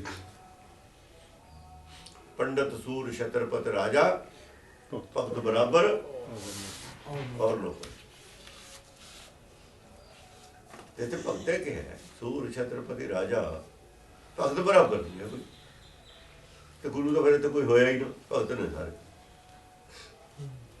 ਅਸੀਂ ਨਾਨਕ ਨੂੰ ਗੁਰੂ ਕਿਹੜੇ ਬੇਸ ਤੇ ਕਹਿੰਦੇ? ਕਿਉਂ ਕਹਿੰਦੇ? ਤਾਂ ਭਗਤਾਂ ਤੋਂ ਅਸੀਂ ਉੱਚੇ ਚੱਕਣਾ ਸੀ ਉਹਨਾਂ ਨੂੰ। ਅਸੀਂ ਭਗਤਾਂ ਨੂੰ ਥੱਲੇ ਕਰਕੇ ਗੁਰੂਆਂ ਨੂੰ ਉੱਤੇ ਕਰਨਾ ਸੀ। ਬੜੀ ਅਕਲ ਕੀਤੀ ਅਸੀਂ। ਉਹ ਜਿਹੜੇ ਨਾਲ ਜੋੜੇ ਤੇ ਨਾ ਸਾਰੇ, ਰਵਿਦਾਸ ਨਾਲ ਜੁੜੇ ਹੋਏ, ਉਹ ਕੋਈ ਵੀ ਨਹੀਂ ਜੁੜਿਆ ਤੁਹਾਡੇ ਨਾਲ, ਤਾਂ ਹੀ ਨਹੀਂ ਜੁੜਿਆ। ਖੋੜ ਤਾਂ ਤੁਹਾਡੇ 'ਚ ਹੈ, ਬੇਈਮਾਨੀ ਤਾਂ ਸਾਡੇ 'ਚ ਆ ਗਈ। ਵੀ ਅਸੀਂ ਭਗਤਾਂ ਨੂੰ ਨੀਵੇਂ ਕਿਵੇਂ ਕਰੀਏ, ਦੂਆਂ ਨੂੰ ਉੱਚੇ ਕਿਵੇਂ ਕਰੀਏ। ਜਿਹੜੇ ਸੋਢੀ ਬੇਦੀਆਂ ਦੇ ਘਰ ਪੈਦਾ ਹੋ ਕੇ ਭਗਤ ਹੋਏ ਨੇ, ਉਧਰ ਵੀ ਤਾਂ ਹੈਗੇ ਨੇ। ਉਧਰ ਬਾਹਮਣਾਂ ਦੇ ਘਰ ਪੈਦਾ ਹੋਏ ਨੇ ਭਗਤ। ਬਾਹਮਣ ਦਾ ਸੋਢੀਆਂ ਉੱਚਾ ਹੈ, ਛਤਰੀਆਂ ਨਾਲ ਉੱਚੇ ਨੇ। ਸਿੱਖਾਂ ਦੀ ਦ੍ਰਿਸ਼ਟੀ ਜਿਹੜੀ ਸੀਗੀ ਮਲੀਨ ਹੋ ਚੁੱਕੀ ਸੀ, ਹੁਣ ਵੀ ਮਲੀਨ ਹੈ। ਤਾਂ ਕਰਕੇ ਸੱਟ ਬੈਕ ਪਈ ਹੈ ਇਹ ਸਾਡੇ ਜਿਹੜਾ ਹੈ ਦੀ ਵਿਚਾਰਧਾਰਾ। ਸਿੱਖੀ ਨੂੰ ਜਿਹੜੀ ਸੱਟ ਲੱਗੀ ਹੋਈ ਹੈ ਨਾ, ਪਿੱਛੇ ਗਈ ਹੈ, ਅਸਲ 'ਚ ਸਿੱਖੇ ਬਦਨੀਅਤ ਹੋ ਗਈ। ਜੋ ਗੱਲ ਗੁਰਬਾਣੀ ਨੇ ਕਹੀ ਉਹਦੇ ਤਾਂ ਅਸੀਂ ਆਪੇ ਨਹੀਂ ਖੜੇ। ਸਾਡੇ ਅੰਦਰ ਖੋਟ ਪੈਦਾ ਹੋਈ ਹੋਈ ਹੈ। ਇਹ ਤੋਂ ਅੱਗੇ ਕੁਝ ਆਦਮੀ ਚਲੇ ਗਏ ਹੋਰ, ਜਿਹੜੇ ਕਹਿੰਦੇ ਭਗਤਾਂ ਦੀ ਬਾਣੀ ਨੂੰ ਬਾਹਰ ਕੱਢੋ, ਨੀਚ ਨੇ, ਉਹ ਇਹਦੇ ਨਾਲ ਅੱਗੇ ਵੱਧ ਗਏ। ਜਦੋਂ ਅਸੀਂ ਥੋੜਾ ਜਿਹਾ ਗਾਂਹ ਵਧਾਂਗੇ, ਹੋਰ ਵੀ ਤਾਂ ਇੱਕ ਤਬਕਾ ਹੁੰਦਾ ਜਿਹੜਾ ਹੋਰ ਗਾਂਹ ਵਧੇ। ਵਧੀ ਜਾਂਦੀ ਹੈ ਗੱਲ ਵਧੀ ਜਾਂਦੀ। ਉਹ ਥੋੜੀ ਛੱਡਤੀ ਮਾਨਸਿਕ ਜਾਂ ਸਭ ਵੇਖੇ ਪਹਿਚਾਣ ਨੂੰ ਛੱਡਤੀ। ਜਿਹੜੀ ਏਕਤਾ ਸੀ ਕੀਤੀ, ਸਾਰਿਆਂ ਦੇ ਅੰਦਰ ਇੱਕੋ ਜੋਤ ਹੈ, ਸਭ ਵਿੱਚ ਜੋਤ ਜੋਤ ਹੈ ਸੋਏ। ਉਹਦਾ ਨਕਸ਼ਾ ਸਾਰਾ ਦਾ ਸਾਰਾ ਹੀ ਛੱਡ ਦਿੱਤਾ ਕਿ ਉਹ ਪੰਜਾਬ 'ਚ ਜੰਮੇ ਹੋਏ ਸੀ। ਸਾਡਾ ਉਹਨਾਂ ਨਾਲ ਲਿੰਕ ਆ, ਸੀ ਉਹਨਾਂ ਨੂੰ ਹਾਈਲਾਈਟ ਕਰਨਾ ਕਿ ਸਿੱਖੀ ਪੰਜਾਬ 'ਚ ਲੜਾਈ ਅਸੀਂ ਕੀਤੀ ਹੈ, ਸਿੱਖੀ ਵਾਸਤੇ ਆਜ਼ਾਦੀ ਅਸੀਂ ਲਈ, ਅਸੀਂ ਵੱਡੇ ਹਾਂ ਛੋਟੇ ਨੇ। ਕੋਈ ਹੰਕਾਰੀ ਦ੍ਰਿਸ਼ਟੀ ਆ ਗਈ ਫਿਰ, ਨੀਚ ਦ੍ਰਿਸ਼ਟੀ। ਹੰਕਾਰੀ ਕਾਹਦੀ ਹੈ? ਨੀਚ ਦ੍ਰਿਸ਼ਟੀ। ਜਦੋਂ ਅਸੀਂ ਗੁਰਮਤਿ ਤੋਂ ਗਿਰ ਕੇ ਨੀਚ ਹੋ ਗਏ, ਨੀਚ ਦ੍ਰਿਸ਼ਟੀ ਹੈ ਸਾਡੀ। ਗੁਰਪੁਰਬ ਭਗਤਾਂ ਦੇ ਅੱਬਲ ਦਾ ਗੁਰਪੁਰਬ ਦਾ ਮਤਲਬ ਨਹੀਂ ਕੋਈ ਬਣਾਉਂਦਾ ਕਿਸੇ ਦਾ, ਉਹ ਸਰੀਰ ਨਾਲ ਸੰਬੰਧ ਨੇ ਸਾਡੇ। ਲੋੜ ਕਿਸ ਚੀਜ਼ ਦੀ ਸੀ? ਗੁਰ ਕਹਿਆ ਸਾ ਕਾਰ ਕਮਾਵੋ, ਗੁਰ ਕੀ ਕਰਨੀ ਕਹੇਗਾ। ਉਹ ਬਰਥਡੇ ਮਨਾਵਾਂਗੇ ਤਾਂ ਸਰੀਰ ਦਾ ਹੀ ਮਨਾਵਾਂਗੇ। ਬਰਥਡੇ ਕਾਹਦਾ ਹੁੰਦਾ? ਜੋਤੀ ਜੋਤ ਨਾਲ ਹਮੇ ਤਾਂ ਵੀ ਸਰੀਰ ਦਾ। ਗੁਰਬਾਣੀ ਸਰੀਰ ਦੀ ਗੱਲ ਹੀ ਨਹੀਂ ਕਰਦੀ। ਗੁਰਬਾਣੀ ਸਰੀਰ ਦੀ ਅੰਦਰਲੇ ਸਰੀਰ ਨਾਲ ਜੋੜਿਆ ਸੀ, ਬਾਹਰਲੇ ਨਾਲ ਜੁੜ ਗਏ। ਅੰਦਰਲੇ ਸਰੀਰ ਦੀ ਗੱਲ ਖਤਮ ਹੈ ਹੁਣ ਸਾਡੀ। ਆਤਮਾ ਨਾਲ ਜੋੜਿਆ ਸੀ ਤੇ ਆਤਮਾ ਨੇ ਜੋੜਿਆ ਸੀ, ਆਤਮਾ ਛੱਡਤੀ, ਸਰੀਰ ਫੜ ਲਿਆ, ਇਤਿਹਾਸ ਪੜ ਲਿਆ, ਗੁਰਬਾਣੀ ਛੱਡਤੀ। ਇਹਦਾ ਕਹਾਂ ਦਾਤਣਾ ਨਾਲ ਪੱਲੇ ਕੀ ਰਹਿ ਗਿਆ? ਪੱਲੇ ਕੁਝ ਵੀ ਨਹੀਂ। ਹਾਂ, ਗੋਲ ਕਰੇਗੀ ਪੱਲੇ ਸਾਡੇ, ਕਹਾਂ ਦਾਤਣਾ ਨਾਲ ਵੀ ਜੁੜ ਕੇ ਰਾਜ ਕਰੇਗਾ, ਖਾਲਸਾ ਰਹਿ ਗਿਆ ਆ ਪੱਲੇ, ਦ੍ਰਿਸ਼ਟੀ ਰਹਿ ਗਈ ਰਾਜ ਦੇ ਉੱਤੇ, ਮਾਇਆ ਤੇ ਆ ਗਈ। ਸੱਚ ਛੱਡ ਕੇ ਝੂਠ ਤੇ ਦ੍ਰਿਸ਼ਟੀ ਆ ਗਈ। ਮਾਇਆ ਝੂਠ ਹੈ ਸਾਰੀ ਮਾਇਆ। ਸੱਚ ਛੱਡਤਾ, ਛੁੱਟ ਗਿਆ, ਝੂਠ ਤੇ ਆ ਟਿਕ ਗਿਆ। ਪਰ ਇਹੀ ਹੁਣ ਲੜਾਈ ਹੈ, ਇਹ ਜੁਸਤਜੂ ਹੈ,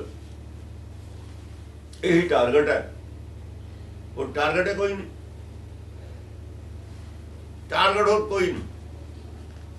ਕੋਈ ਸੰਸਥਾ ਹੋਵੇ, ਸਿੱਖੀ ਦਾ ਪ੍ਰਚਾਰ ਸਿਰਫ ਬਹਾਨਾ ਹੈ, ਟਾਰਗੇਟ ਮਾਇਆ। ਡੋਨੇਸ਼ਨਾਂ ਇਕੱਠੀਆਂ ਕਰਨੀਆਂ, ਵੀਜ਼ਾ ਲਵਾ ਲਿਆ, ਬਾਹਰ ਚਲੇ ਗਏ, ਆ ਸੰਸਾਰੀ ਵਡਿਆਈ ਟਾਰਗੇਟ। ਜੇ ਕਿਤੇ ਥੋੜਾ ਬਹੁਤ ਕਿਸੇ ਦੇ ਅੰਦਰ ਮਾਇਆ ਦੀ ਭੁੱਖ ਘੱਟ ਹੈ, ਸੰਤੋਖ ਹੈ, ਪੱਲਿਓਂ ਵੀ ਖਰਚ ਕਰਦੇ ਨੇ, ਹੋ ਸਕਦਾ ਇਹੋ ਜਿਹੇ ਬੰਦੇ ਉਹਨਾਂ 'ਚ ਸਿਰਫ ਕੀ ਹੈ? ਮਾਇਆ, ਸੰਸਾਰੀ ਵਡਿਆਈ ਦੀ ਭੁੱਖ ਹੈ। ਬਸ ਉਹ ਦੂਏ ਨੰਬਰ ਦੀ ਭੁੱਖ ਹੈ। ਦੁਨੀਆ ਕਿਉਂ ਵਡਿਆਈਆਂ? ਅੱਗੇ ਛੇਤੀ ਅੱਗੇ ਸੇਤੀ ਜਾਣ। ਇਹ ਵੀ ਨਾਮ ਵਿਸਾਰਨ ਵਾਲੀ ਗੱਲ ਹੈ। ਨਾਮ ਨੂੰ ਵੀ ਵਿਸਾਰਦੀ। ਨਾਮ ਕਿਵੇਂ ਵਿਸਰ ਗਿਆ ਸਾਡਾ? ਕਿਉਂ ਵਿਸਰ ਗਿਆ? ਸੱਚ ਕਿਉਂ ਵਿਸਰ ਗਿਆ? ਸੱਚ ਨੂੰ ਵਿਸਾਰਨ ਵਾਸਤੇ ਮਾਇਆ ਦੁਨੀਆ ਦੀ ਵਡਿਆਈ ਹੈ।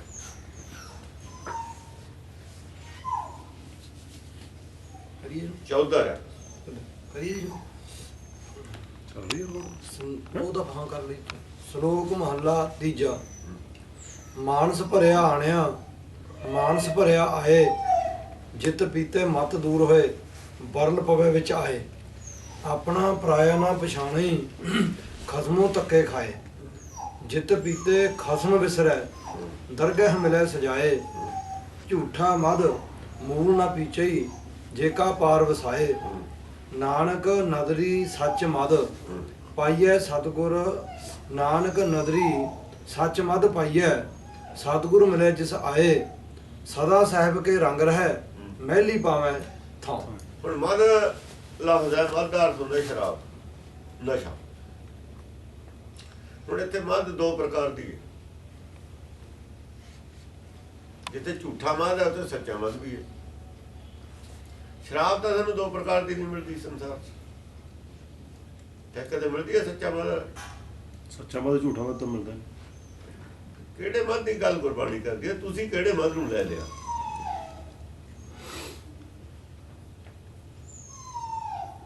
ਜੇ ਸੱਚਾ ਮਦ ਬਾਹਰ ਮਿਲਦਾ ਹੀ ਨਹੀਂ,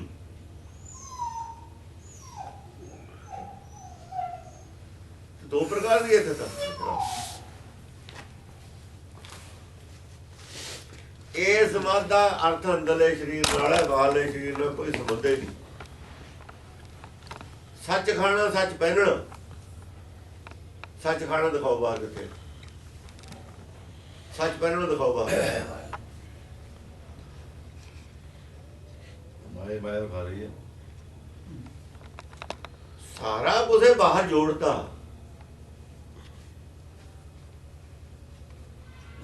ਕੱਲਾ ਕੱਲਾ ਸਿੱਖ ਜਿਹਨੂੰ ਟਾਈਮ ਹੀ ਨਹੀਂ, ਕਿਵੇਂ ਬਾਣੀ ਪੜ੍ਹੇ? ਕਿਵੇਂ ਪੜ੍ਹੇ ਸਾਰੀ ਬਾਣੀ? ਜਿਹੜੇ ਪੜ੍ਹਦੇ ਹੋ ਤੁਸੀਂ ਬਲੈਕਮੇਲ ਕਰਤੇ। ਕਸੂਰ ਕਿਹਦਾ? ਜਿਹਨਾਂ ਦਾ ਪੇਸ਼ਾ ਪ੍ਰਚਾਰ ਹੈ ਉਹਨਾਂ ਦਾ ਕਸੂਰ ਹੈ।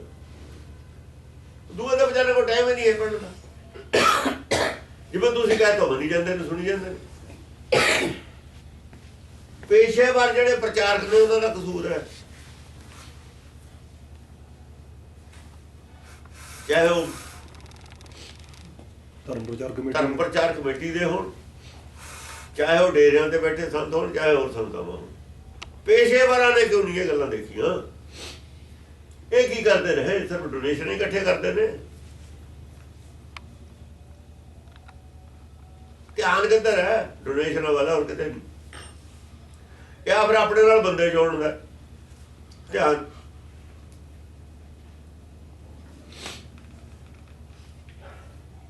ਇਹਦੇ ਵਿੱਚ ਸੁੱਖ ਨਹੀਂ ਹੈ।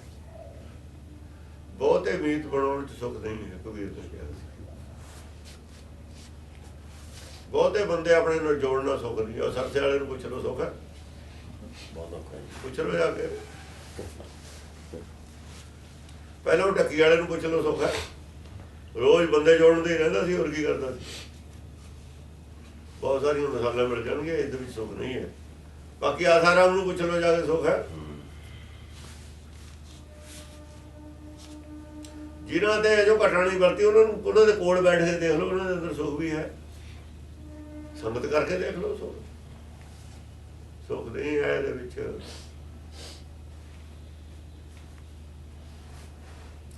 ਅਸੀਂ ਉਸੇ ਕੰਮ ਲੱਗੇ ਹੋਏ ਹਾਂ ਸਾਰੇ।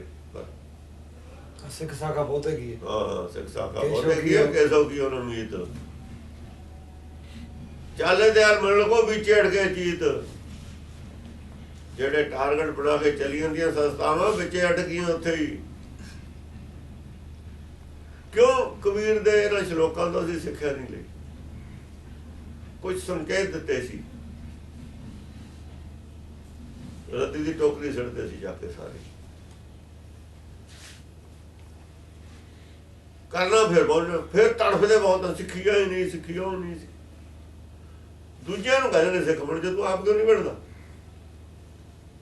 ਆਪਣੇ ਅੰਦਰ ਨਹੀਂ ਜਾਗਦੇ ਵੀ ਮੈਂ ਸਿੱਖਾਂਗਾ ਨਹੀਂ, ਬਾਹਰ ਨੂੰ ਜਾਗਦੇ ਨੇ ਸਿੱਖ ਨਹੀਂ। ਤੁਸੀਂ ਕੀ ਲੈਣਾ ਬਾਹਰ? ਜਿੰਨਾ ਸ਼ਰਾਬ ਦੇ ਖਿਲਾਫ ਪ੍ਰਚਾਰ ਕੀਤਾ ਉਨੀ ਸ਼ਰਾਬ ਵਧੀਆ ਨਾ, ਘੜੀ ਤਾਂ ਨਹੀਂ ਹੈ। ਕੀ ਫਾਇਦਾ ਹੋਇਆ? ਤੁਸੀਂ ਆਪੇ ਸਿੱਖ ਬਣ ਜਾਂਦੇ, ਜਿੰਨੇ ਕਰੌਲਾ ਪਾਉਣੇ ਇੰਨੇ ਸਿੱਖ ਬਣ ਜਾਂਦੇ, ਪਲਟਾ ਆ ਜਾਂਦਾ। ਕੱਲਾ ਨਾਨਕ ਸਿੱਖ ਬਣਿਆ, ਝੰਡਾ ਚੱਕਿਆ ਉਹਨੇ, ਤਰਥੱਲਾ ਵਜਾ ਕੇ ਰੱਖਦਾ। ਜੋਗੀਆਂ ਦੇ ਝੰਡੇ ਹਾਲਾਤ ਤੇ ਚਰਚਾ ਕਰਕੇ, ਜਿਨ੍ਹਾਂ ਦੀਆਂ ਜੜਾਂ ਪਤਾਲ ਸਮਝਦੇ ਨੇ, ਜੜਾਂ ਹਾਲਾਤੀਆਂ ਫੜ ਕੇ।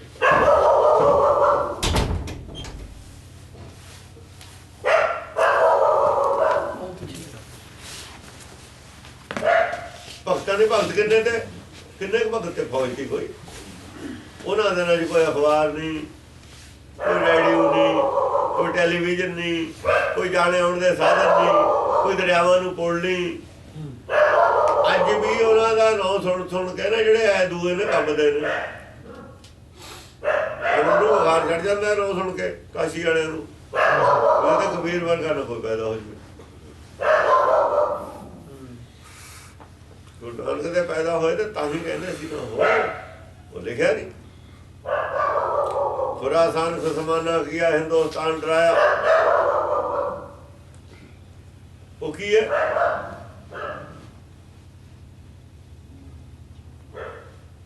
ਆਪੇ ਦੋਸਤ ਨਾਲ ਲੈ ਹੀ ਕਰਤਾ, ਦੇ ਹੀ ਨਹੀਂ ਹੈ। ਇੱਥੇ ਲੈ ਹੀ ਹੈ ਲਫ਼ਜ਼, ਦੇ ਹੀ ਲਫ਼ਜ਼ ਗਲਤ ਲਿਖਿਆ ਹੈ, ਲੈ ਹੀ ਹੈ। ਕਰਤੇ ਨੇ ਦੋਸਤ ਕਿਹਨੂੰ ਕਹਿੰਦੇ? ਆਪਣੇ ਜੁਮੇ ਦੋਸਤ ਨਹੀਂ ਲੈਂਦਾ ਕਰਤਾ। ਆਪੇ ਦੋਸਤ ਨੇ ਲਈ ਕਰਤਾ ਆਪਣੇ ਜੁਮੇ ਨਹੀਂ ਦੋਸਤ ਲੈਂਦਾ। ਜੰਮ ਕਰ ਮੂੰਗਲ ਚੜਾਇਆ ਮੈਨੂੰ, ਉਹਨਾਂ ਦਾ ਜੰਮ ਬਣਾ ਕੇ ਉਹਨਾਂ ਦੇ ਗਲ ਪਾਤਾ। ਕਿੱਡੋ ਬੰਦਾ ਖਾਤਮਾ ਕਰਨ ਨੂੰ, ਇਹ ਜਿਹੜੇ ਪਖੰਡਵਾਦ ਹੈ ਇਹਦਾ ਖਾਤਮਾ ਕਰਨ ਨੂੰ ਉਹਨਾਂ ਦੇ ਜੰਮ ਰੂਪ ਕਰਕੇ ਉਹਨਾਂ ਦੇ ਗਲ ਪਾਇਆ। ਜੰਮ ਕਰ ਮੂੰਹ ਗਲ ਚੜਾਇਆ ਮੈਨੂੰ, ਉਹਨਾਂ ਦੇ ਗਲ ਚੜਾਤਾ। ਇੱਥੇ ਮਾਰ ਪਈ ਕੁਲਾਣੇ ਨੇ ਤੇ ਬਥੇਰੀ ਕੁੱਟ ਪਹਿਲਾਂ ਪਈ ਹੋਈ ਹੈ। ਕਬੀਰ ਨੇ ਥੋੜੇ ਕੁੱਟੇ ਨੇ। ਇਹ ਉਦੋਂ ਕੁਰਲਾ ਉੱਠੇ ਸੀ, ਹੁਣ ਤੇ ਕੁਰਲਾਉਂਦੇ ਨੇ। ਸੱਟਾਂ ਇਹਨਾਂ ਦੇ ਚੀਸਾਂ ਪੈਂਦੀਆਂ ਨੇ। ਹੈ ਕੀ ਦਰਦ ਆਇਆ, ਕੀ ਤੈਨੂੰ ਦਰਦ ਨਹੀਂ ਆਇਆ? ਇਹਨਾਂ ਦੇ ਵਿਚਾਰਿਆਂ ਦੇ, ਗਰੀਬਾਂ ਦੇ ਅੱਗੇ ਬਥੇਰੀ ਕੁੱਟ ਪਈ ਹੈ ਇਹਨਾਂ ਤੇ। ਉਹਨੂੰ ਚਿੱਠੀ ਲਿਖੀ ਕਿ ਸਾਨੂੰ ਕਾਫਰ ਨਾ ਕਹੋ। ਉਹ ਜਿਹੜੀ ਕੁੱਟ ਹੈ ਉਦੋਂ ਤੱਕ ਚੀਸਾਂ ਪੈਂਦੀਆਂ ਸੀਗੀਆਂ ਜਦ ਨਾਨਕ ਦਾ ਜਨਮ ਹੁੰਦਾ ਹੈ। ਜੇ ਪ੍ਰਚਾਰ ਨਾਨਕ ਨੇ ਝੰਡਾ ਚੱਕਿਆ, ਜੋ ਚੀਸਾਂ ਪੈਂਦੀਆਂ ਸੀਗੀਆਂ, ਭਗਤ ਹੈ ਨਹੀਂ ਸੀ ਭਗਤ ਪੈਂਦੀਆਂ ਸੀ ਨਾ। ਕਿੰਨੇ ਕਿਤੇ ਭਗਤ? 15 ਸਿੱਖ ਰੌਲਾ ਪਾਉਣ ਵਾਲੇ ਕਿੰਨੇ ਨੇ? ਹਜ਼ਾਰਾਂ ਦੀ ਤਾਦਾਦ ਚ ਨੇ। ਜੇ ਇਹ ਸਿੱਖ ਬਣ ਜਾਂਦੇ ਆਪ ਕੱਲਾ ਜਿਹੜੇ ਰੌਲਾ ਪਾਉਂਦੇ ਨੇ, ਕੀ ਕਰ ਦਿੰਦੇ? ਸਾਰੀ ਦੁਨੀਆ ਨੂੰ ਸਿੱਖ ਬਣਾਉਂਦੇ ਹੁੰਦੇ।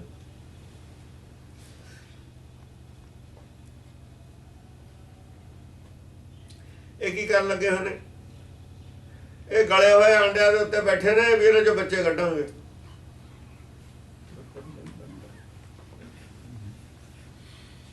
ਗਲੇ ਹੋਏ ਅੰਡਿਆਂ ਤੇ ਬੈਠੇ ਨੇ, ਇਹਨਾਂ 'ਚ ਬੱਚੇ ਪੈਦਾ ਕਰਕੇ ਦਿਖਾਵਾਂਗੇ। ਸਾਰੀ ਜ਼ਿੰਦਗੀ ਬੈਠੇ ਰਹਿਣ ਜੇ ਬੱਚੇ ਇਹਨਾਂ 'ਚ ਪੈਦਾ ਹੋ ਗਏ ਤਾਂ ਕਹਿ ਲਓ ਗਲੇ ਹੋਏ ਅੰਡੇ 'ਚੋਂ ਕਦੇ ਬੱਚਾ ਨਿਕਲਿਆ? ਵਿਗੜੇ ਹੋਏ ਦੁੱਧ 'ਚੋਂ ਕਦੇ ਕਿਉਂ ਨਿਕਲਿਆ? ਛੱਡਣ ਪਰੇ ਜਿਹੜੇ ਵਿਗੜ ਕੇ ਪਰੇ ਡੋਲ ਦੇਈਦਾ ਹੁੰਦਾ ਰੂੜੀ ਤੇ। ਵਿਗੜਿਆ ਦੁੱਧ, ਨਵਾਂ ਦੁੱਧ ਬਥੇਰਾ ਰੋਜ਼ੇ ਪੈਦਾ ਹੁੰਦਾ।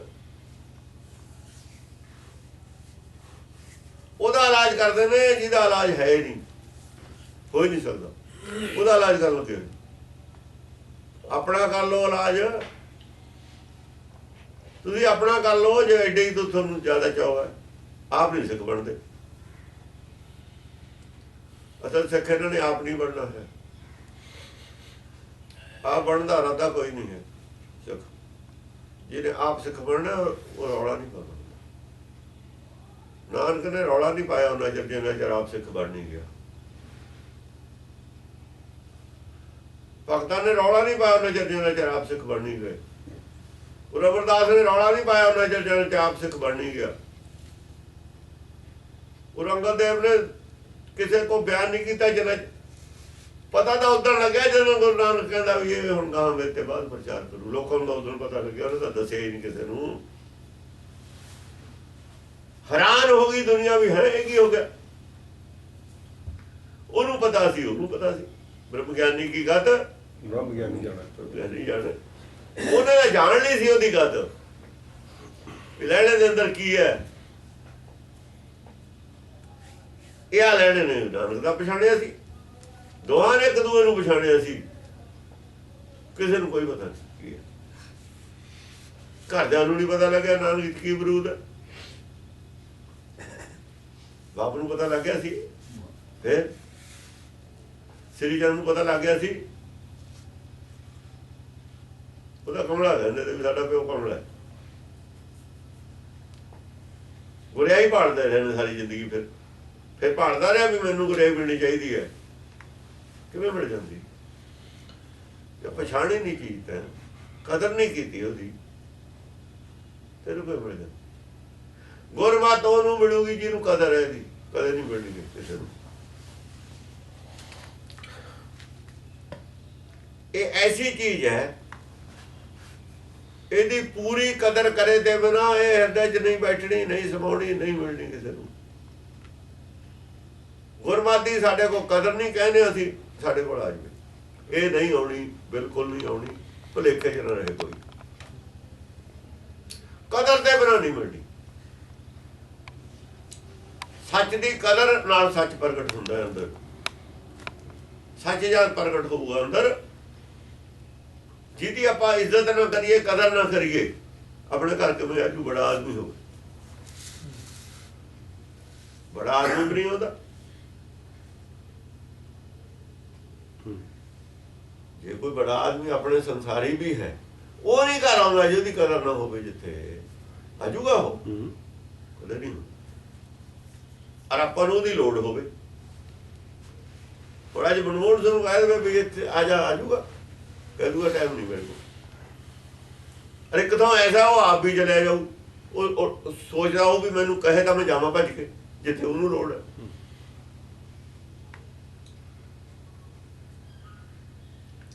ਗੁਰਮਤਿ ਐਸੀ ਚੀਜ਼ ਹੈ, ਪਰਮੇਸ਼ਰ ਨੂੰ ਤਾਂ ਲੋੜ ਹੈ ਨਹੀਂ ਕਿਸੇ ਦੀ, ਮਨਮੋਹਨ ਸਿੰਘ ਨੂੰ ਲੋੜ ਹੋਊਗੀ। ਉਹ ਤਾਂ ਮੈਂ ਇੱਕ ਗੱਲ ਕਰਨੀ ਨਹੀਂ ਸੀ ਚਾਹੀਦੀ ਹੈ। ਵੈਸੇ ਸੰਸਾਰੀ ਮਿਸਾਲ ਦਿੱਤੀ ਹੈ ਇੱਕ। ਸੰਸਾਰੀ ਮਿਸਾਲ ਆਪਾਂ ਰਾਜੇ ਦੀ ਰਹਾਂਗੇ, ਇਸ ਵਾਰ ਤੋਂ ਗੱਦੀ ਤੇ ਬੈਠਾ ਕਰਕੇ ਮਿਸਾਲ ਦਿੱਤੀ ਗਈ।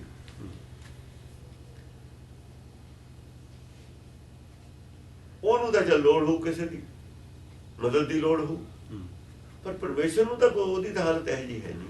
ਉਹਨੂੰ ਤਾਂ ਕਿਸੇ ਦੀ ਕੋਈ ਲੋੜ ਨਹੀਂ ਸਪੋਰਟ ਦੀ। ਜਿੱਥੇ ਉਹਦੀ ਕਦਰ ਨਹੀਂ ਹੈ, ਅੱਜ ਤੇ ਰਿਕਾਰਡ ਹੈ, ਕਿਤੇ ਉਹ ਪ੍ਰਗਟ ਨਹੀਂ ਹੈ ਜਾਣ, ਉਹਨੂੰ ਤਾਂ ਫਿਰ ਲੋੜ ਹੈ। ਜਾਂ ਕਦਰ ਹੁੰਦੀ ਹੈ ਜਿੱਥੇ, ਉੱਥੇ ਫਿਰ ਕੀ ਹੁੰਦਾ? ਪਹਿਲਾਂ ਤਾਂ ਕਦਰ ਕਰਨ ਵਾਲਾ, ਬੁਲਾਉਣ ਵਾਲਾ ਆਪਣੇ ਘਰ ਬੈਠਦਾ। ਅਸੀਂ ਕਿਸੇ ਨੂੰ ਨਿਉਂਦਾ ਦੇ ਕੇ ਆਪਣੇ ਘਰ ਨਾ ਬੈਠੀਏ, ਕਦੇ ਹੋ ਜੂਗਾ? ਪੋਸੀਬਲ ਹੈ? 2 ਦਿਨ ਪਹਿਲਾਂ ਲੱਗਦੇ ਨੇ ਤਿਆਰੀ ਕਰਨ, ਘੱਟੋ ਘੱਟ 2-3 ਦਿਨ ਪਹਿਲਾਂ ਤੇ ਸਭ ਕੁ ਘਰ ਹੋਵੇ। ਉਹਦੇ ਆਉਣ ਤੋਂ ਪਹਿਲਾਂ ਵਿਆਹ ਹੁੰਦਾ, ਜਨਮ ਬਰਾਤ ਹੁੰਦੀ ਹੈ, 2